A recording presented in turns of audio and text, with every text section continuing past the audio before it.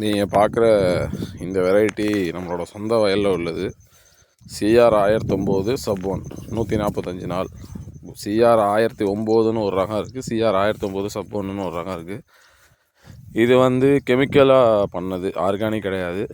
இது chemical use பண்ணி பண்ணது. இதில் 2 ஸ்ப்ரே பண்ணியிருக்கோம். ஃபஸ்ட்டு ஸ்ப்ரே பார்த்திங்கன்னா நடவு செஞ்சு 30 நாளில் பண்ணது. அதில் என்ன கெமிக்கல் அப்படின்னு பார்த்தீங்கன்னா ப்ரோபனோபாஸ் ப்ளஸ் சைபர்மெத்ரின் நோய் மருந்து.